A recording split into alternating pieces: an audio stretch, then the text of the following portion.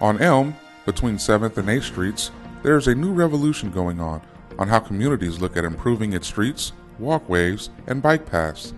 Introducing Yellow Brick Roads, Living Preview. The city, in partnership with Pogo Park, the local government commission, and Fair and Pers, is doing a life-size temporary installation of street improvements to gather community feedback on its designs. Lena Velasco, Senior Planner with the City of Richmond. So the Living Preview is a 3D mock-up of our streetscape improvement project that's been envisioned by community members, and so it's a live opportunity for cars, pedestrians, and bicyclists to try it out and provide us feedback. We have a traffic circle, we have bike lanes and crosswalks that don't exist today, and so today we've been able to display them in a 3D mock-up, and so as you can see, the traffic and the cars going by are able to go around and are slowing down, and so the idea is to experience what the streetscape improvement would feel like once it was constructed.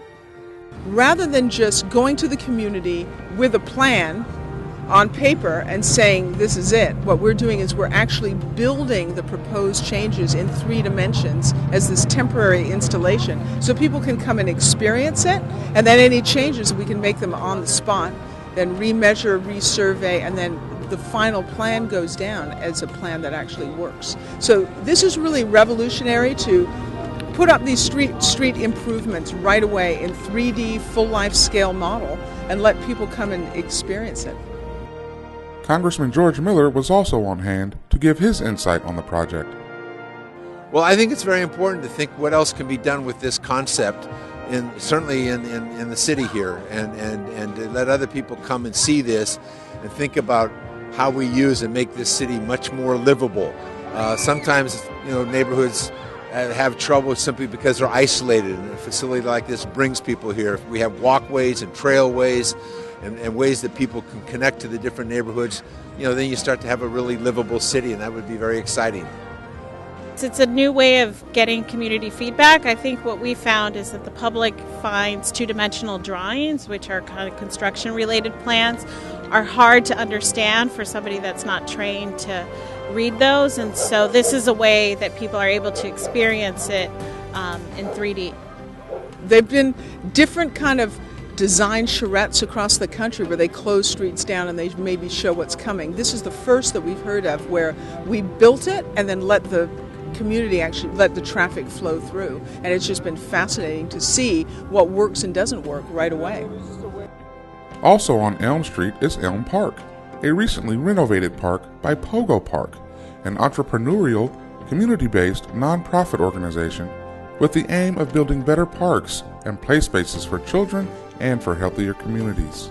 I think it's fabulous. I think it's the best investment we've made in neighborhoods in a long, long time.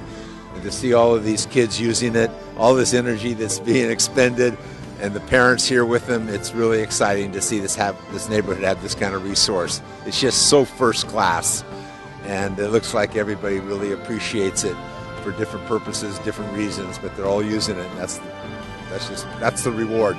They've done a great job planning it, building it, the community, and the leadership here is great. We're a nonprofit. I'm a resident of Richmond. I live a block away from KCRT. And, what we did was we come into a neighborhood park. This is the most densely populated neighborhood with children. There's more kids per square foot than any other park in Richmond. And these parks were not being used. So we went to the city and said, look, this Elm Playlot is a beautiful park. So we came in and we occupied it. We took it over, and we did a deal with the city where we lease it for $1 a year. And then for the last 6 years, I've hired a core team of residents from the Iron Triangle neighborhood, and together we've designed it, planned it, built it, and are now overseeing it.